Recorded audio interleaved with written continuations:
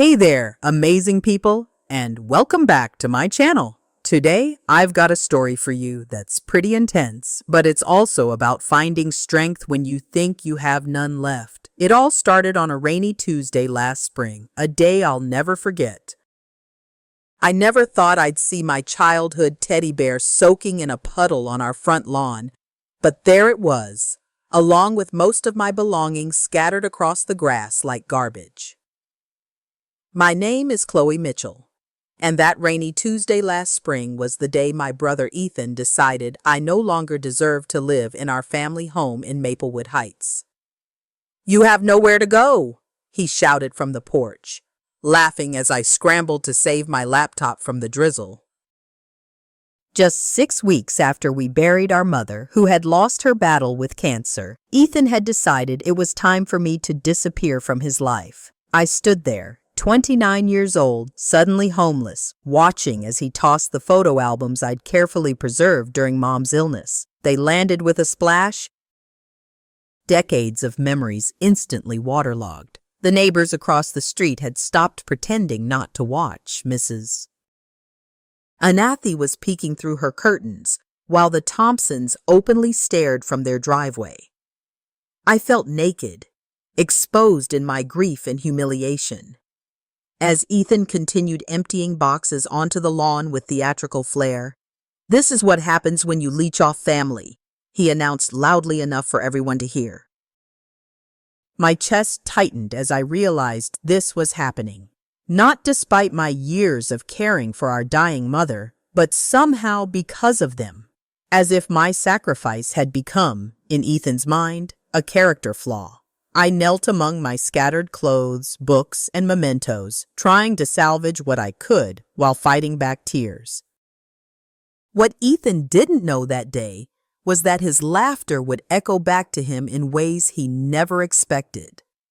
Sometimes when people push you to your absolute limit, they create something they never intended, a version of you that will no longer accept their cruelty.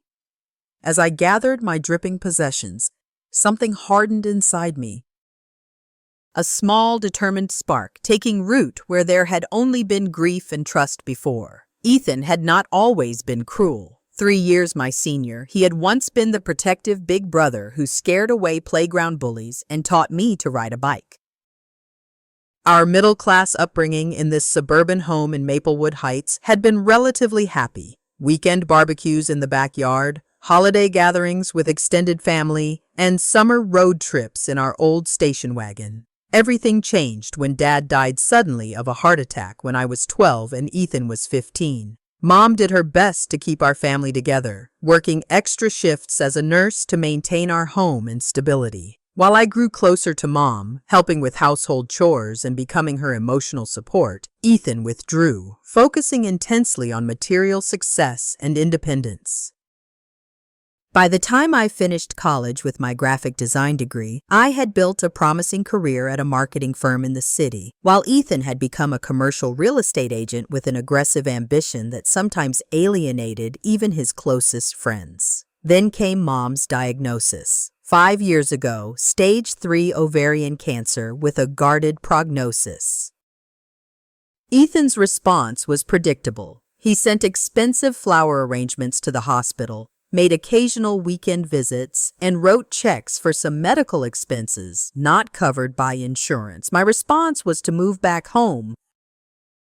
I took a leave of absence from my job, which eventually became a resignation when it became clear Mom's illness would be a long battle. For 3 years, I became her primary caregiver, managing her medications, driving her to chemotherapy appointments, researching clinical trials, holding her hand through nights of pain, and trying to keep her spirits up when treatments failed. My savings dwindled as I picked up freelance design work whenever Mom was stable enough for me to focus on something else. Meanwhile, Ethan's career flourished. He bought a luxury car and took vacations to tropical destinations, sending Mom photos of himself on beaches with different girlfriends. "I'll come help next weekend," he would promise during his monthly calls. But urgent work matters always seemed to arise. When Mom needed her bathroom renovated to accommodate her weakening condition, Ethan promised to handle it, then ghosted the contractor after the initial consultation, leaving me to figure out how to pay for it with my rapidly depleting resources. During Mom's final days, I hadn't slept in 72 hours, keeping vigil by her bedside, adjusting her pain medication, and moistening her parched lips. Ethan arrived just 4 hours before she passed, having finally decided that the situation looked serious enough to warrant taking time off work. He held her hand for the first time in months as she took her final breaths, and somehow in that moment, I was genuinely grateful he had made it in time, believing foolishly that grief might bridge the gap that had grown between us. The funeral was a blur of black clothing and platitudes. Ethan stood stoically receiving condolences while I managed the practical details, thanking attendees, coordinating with the funeral home, and making sure elderly relatives had transportation. 3 days later, we sat in our family lawyer's office. Mr.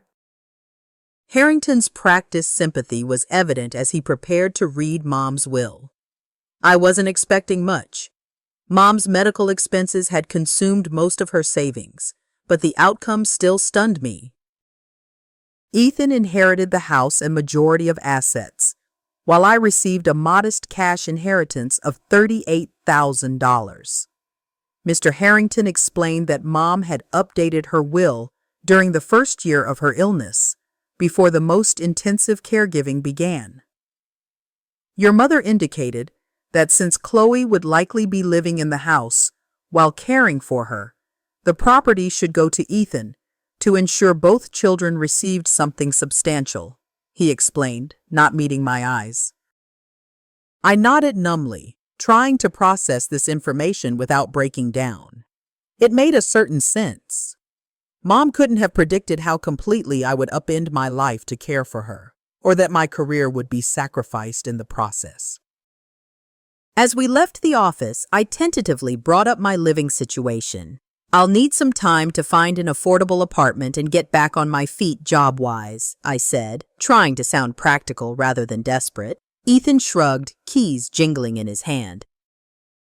Yeah, I guess that's reasonable. Just don't take too long. I might want to sell the place. His casual tone suggested this was a minor detail rather than my entire stability hanging in the balance. During the following week, I began searching for graphic design positions while organizing Mom's belongings. I returned home one afternoon to find Ethan dumping boxes of Mom's handwritten recipes and journals into garbage bags. What are you doing? I asked, horrified at the sight of Mom's careful handwriting disappearing into black plastic. Clearing out the clutter, he replied, not pausing his work.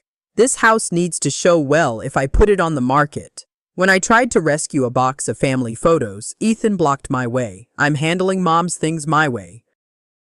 If you want decision-making power, you should have gotten your own place years ago instead of moving back home. The argument escalated until he finally snapped. I've been carrying your weight for too long, Chloe. Mom's gone. It's time for everyone to stand on their own. I retreated to my room, clutching the few mementos I'd managed to save, and tried to remind him of my years of caregiving. That was your choice, he responded coldly. Nobody asked you to play Martha.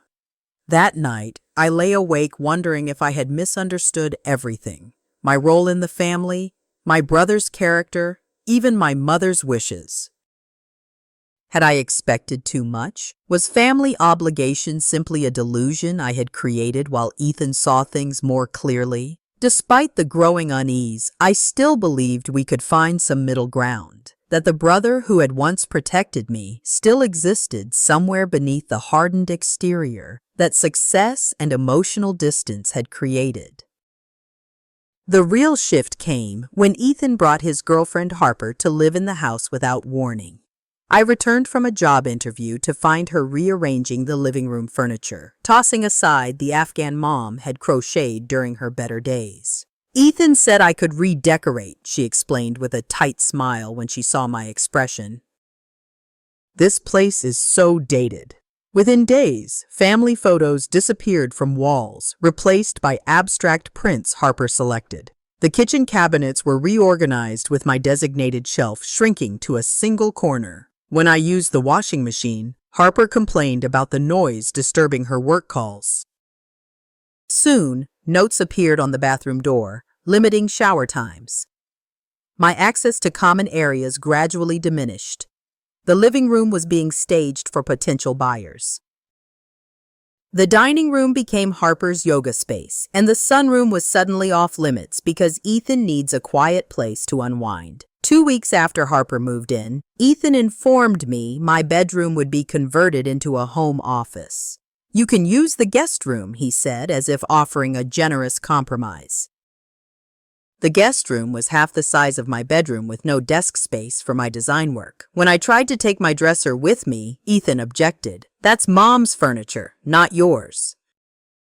"It stays with the house." I found myself squeezed into an increasingly smaller space, with more and more of my possessions mysteriously damaged. Coffee spilled on my portfolio. My drawing tablet screen cracked accidentally during cleaning. The house Wi-Fi password changed weekly, with Ethan forgetting to share the new one until I'd asked multiple times. The thermostat was adjusted to uncomfortable temperatures whenever I was home alone.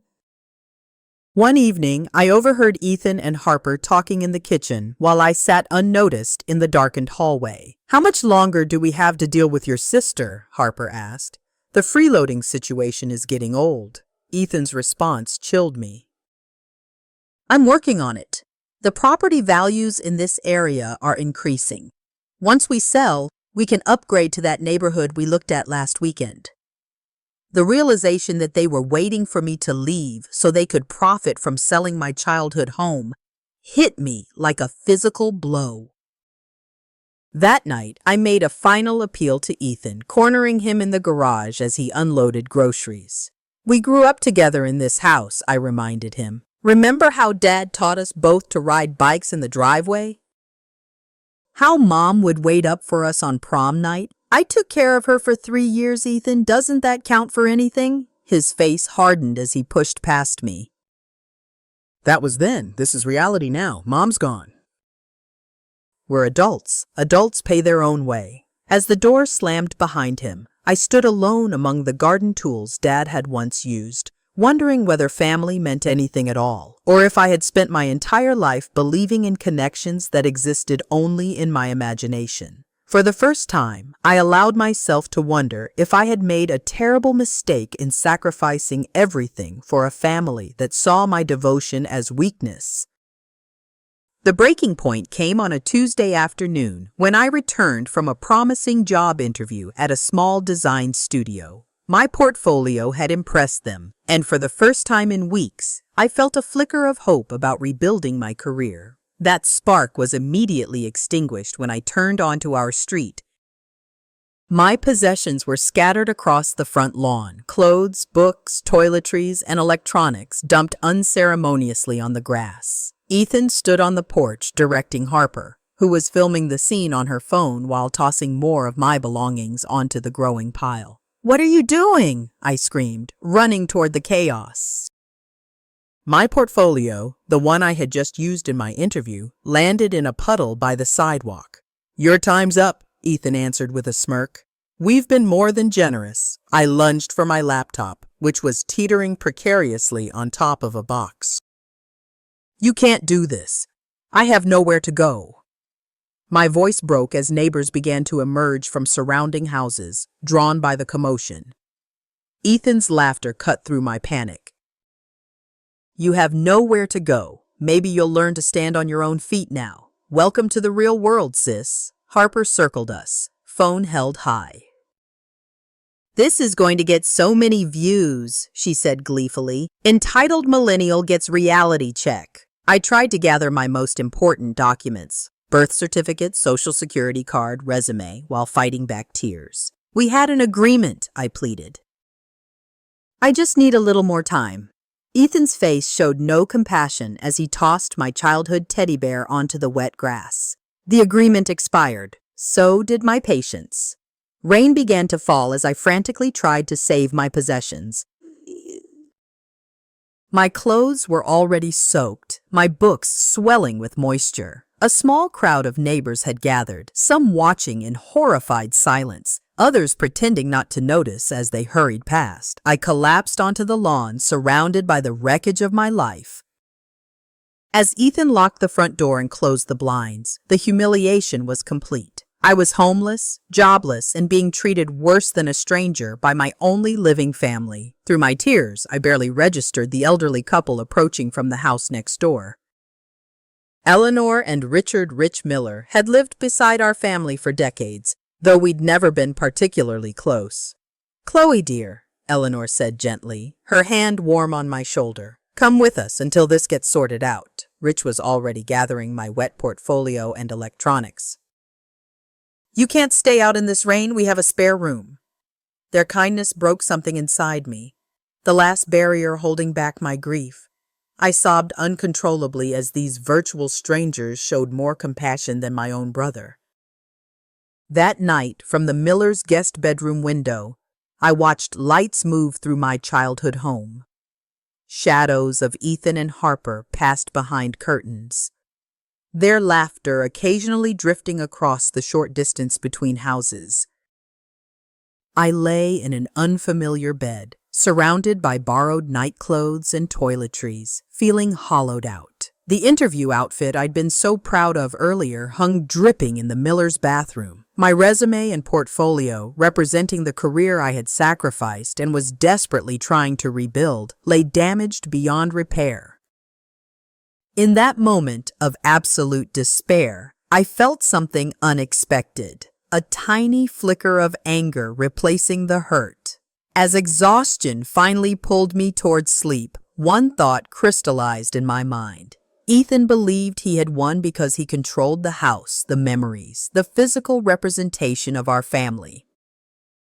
But houses could change hands, properties could be bought and sold, and people who had lost everything sometimes discovered they had nothing left to lose. The first week at the Miller's home passed in a fog of grief and humiliation. I barely ate, hardly slept, and moved through their spare bedroom and bathroom like a ghost. Eleanor would knock gently each morning, leaving a tray of toast and tea that usually went untouched. Rich quietly placed a burner phone on the nightstand after Ethan canceled my cell service. "Take your time," they told me. These strangers, who were showing more humanity than my own blood.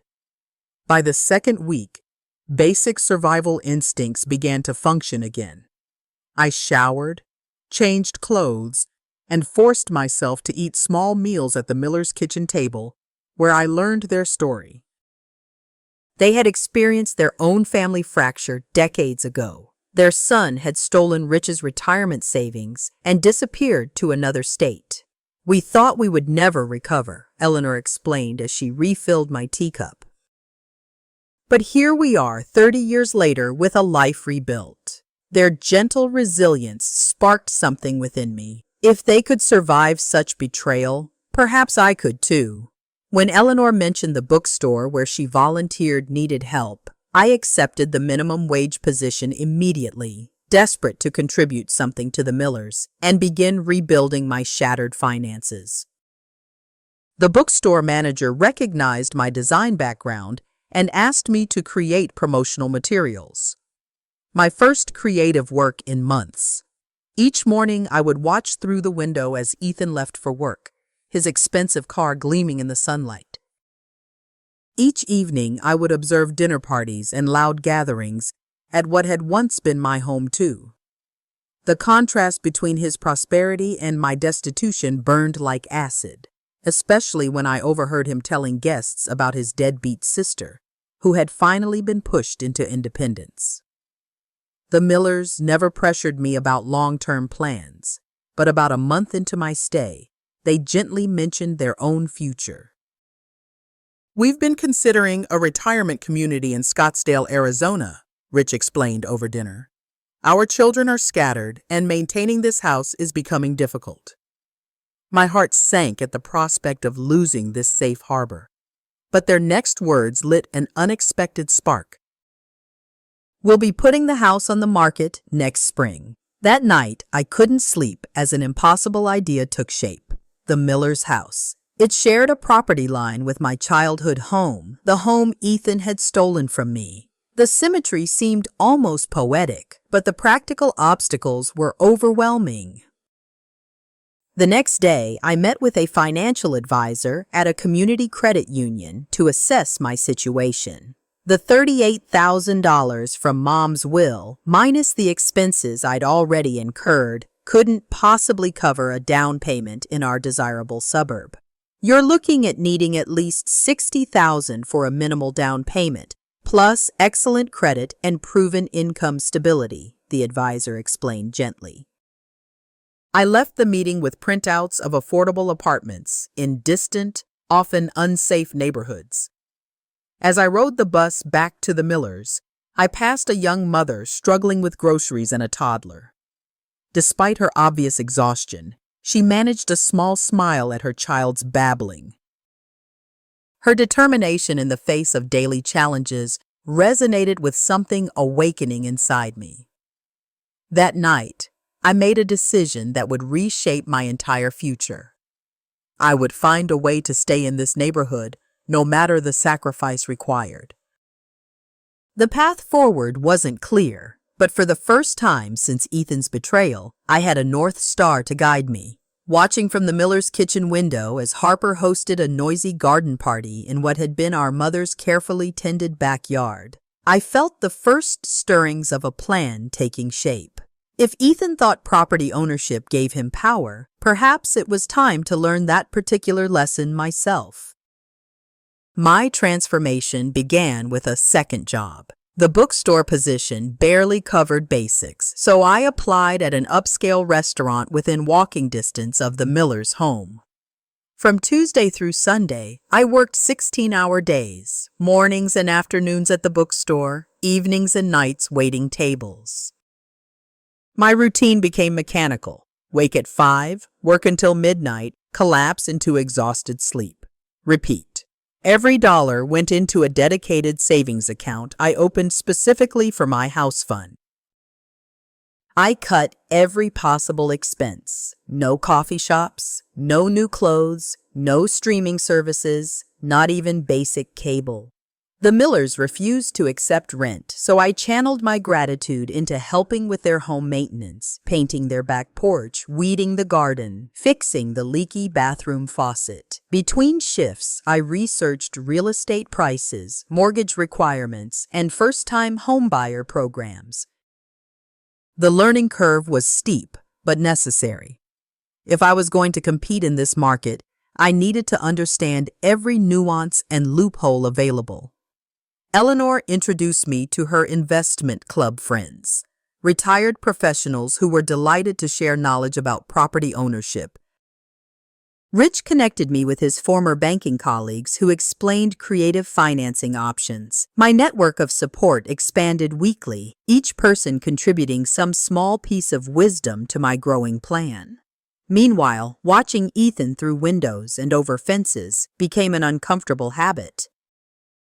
I observed how he treated the family home, neglecting Mom's garden, installing a hot tub where Dad's workshop had been, throwing loud parties that annoyed the entire neighborhood. Each change reinforced my determination, but also taught me something about property values and neighborhood dynamics. 4 months into my stay with the Millers, they shared news that could have derailed everything. The retirement community in Scottsdale, Arizona, had an opening sooner than expected. We should list the house within 60 days, Rich explained apologetically. My heart sank, but Eleanor squeezed my hand. We've been talking, Chloe. We believe in what you're trying to do. That evening, they outlined an unprecedented offer. They would delay their move for 6 more months and consider seller financing options when the time came. We'd rather sell to someone who loves this neighborhood than to an investor who flips the property, Rich explained. The unexpected kindness brought me to tears, reminding me that some people create family through choice rather than blood. My disciplined saving was boosted by an unexpected development.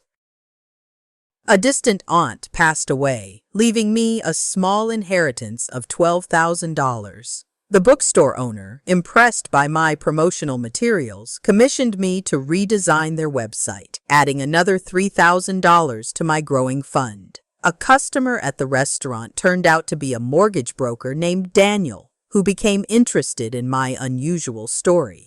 Most people don't understand how creative you can get with financing, he explained over coffee during my rare day off. There are portfolio loans, community reinvestment programs, and private money options that conventional lenders won't mention.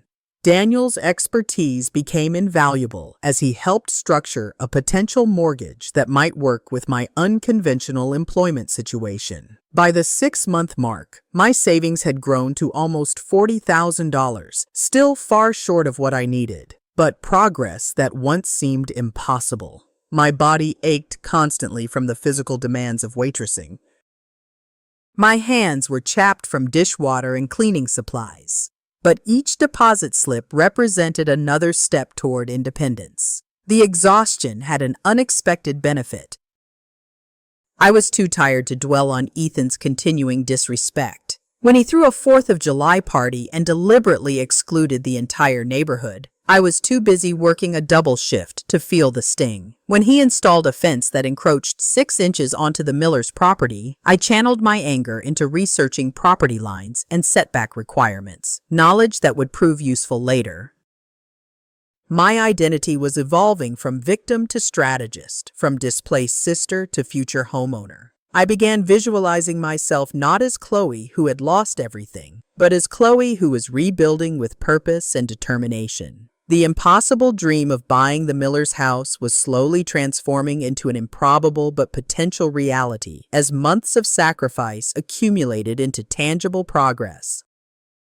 1 year after the eviction, I barely recognized my reflection. The woman who stared back from the mirror had developed a physical resilience from months of hard labor and a mental toughness born from necessity. My savings had grown to $53,000, still short of ideal, but approaching the minimum threshold for a serious down payment.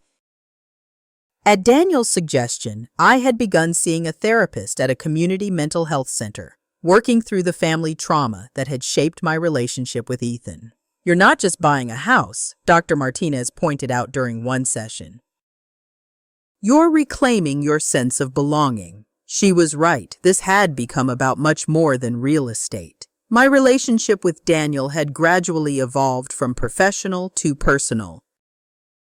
What began as mortgage discussions over coffee developed into dinner dates and long walks through the neighborhood. He understood my obsession with buying the Millers' house in a way others might have found strange or unhealthy. Some people climb mountains or run marathons, he said.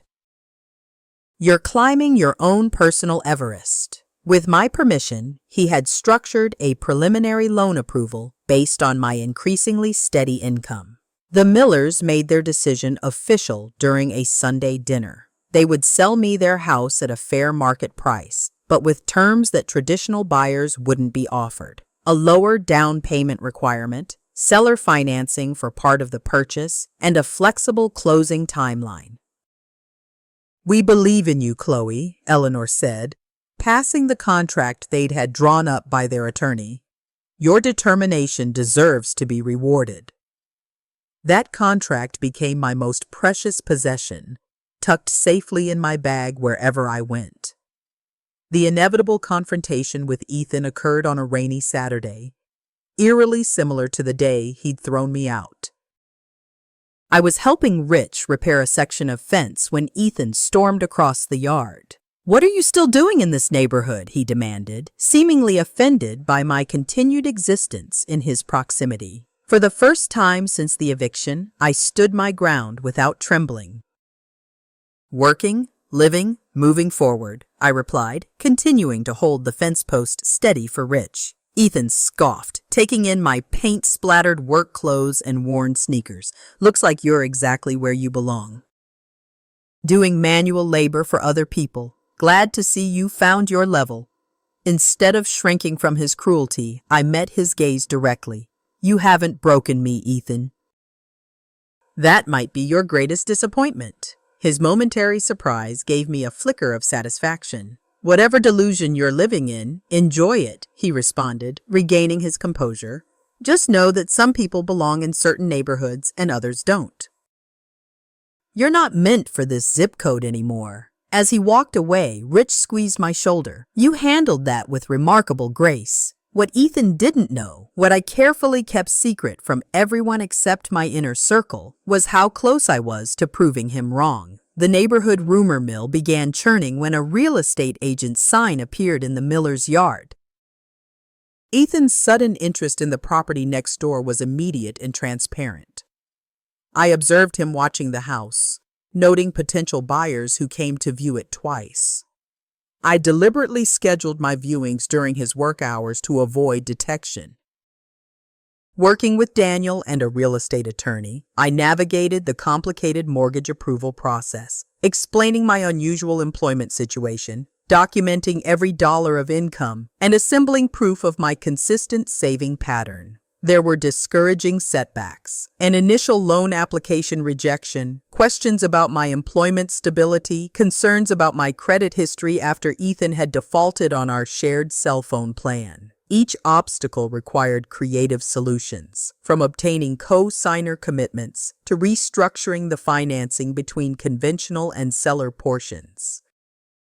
Through it all, I maintained absolute secrecy about my progress. When neighbors asked about my future plans, I kept my answers vague. When Ethan made pointed comments about moving on to better neighborhoods, I neither confirmed nor denied any intentions. My restraint was tested when I overheard Ethan boasting to a neighbor about his plans for the miller's property. "I'll probably knock it down and expand my yard," he said loudly enough for me to hear while I weeded Eleanor's flower beds. "Maybe add a tennis court." His arrogant assumption that his financial advantage guaranteed success ignited a determination in me that bordered on obsession.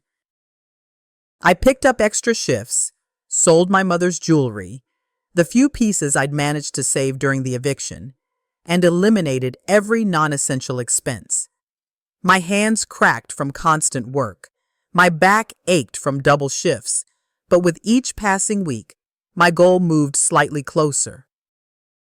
By the time the Millers officially listed their house for sale, I had assembled a down payment that, while still below ideal, would be enhanced by their seller financing arrangement and my demonstrated connection to the property. The final piece fell into place when Daniel's bank approved a portfolio loan, a higher interest rate than conventional financing, but one that accounted for my non-traditional income sources and employment history. After months of preparation, sacrifice, and strategic planning, I was finally ready to submit an offer on the house next door to the brother who had thrown me onto the street.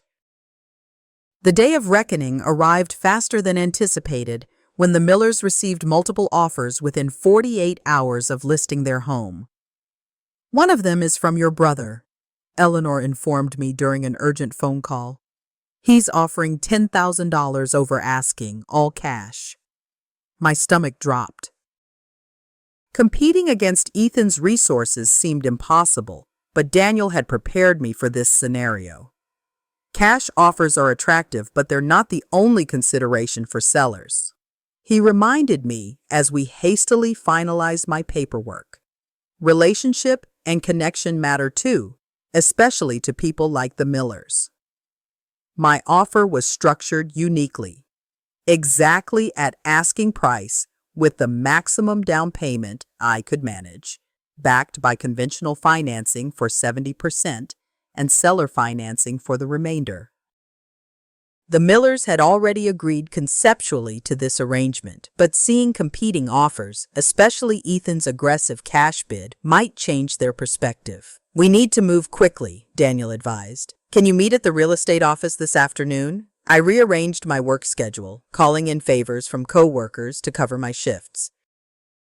The universe seemed determined to add dramatic tension when I arrived at the real estate office to find Ethan's luxury car already parked outside.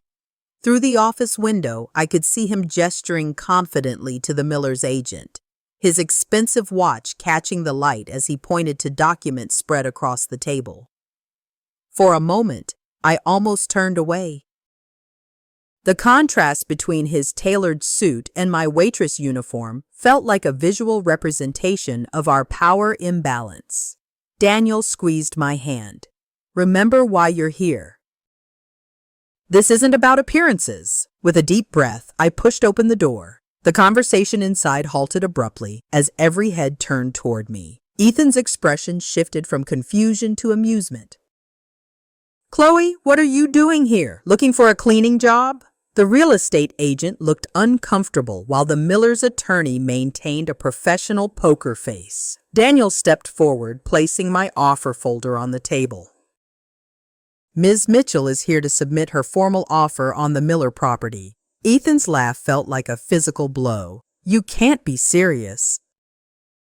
She can barely afford rent, let alone a mortgage. Before I could respond, Daniel smoothly interjected. Actually, Ms. Mitchell has been pre-approved for financing and has structured a very attractive offer for the sellers. The next hour unfolded like a surreal dream.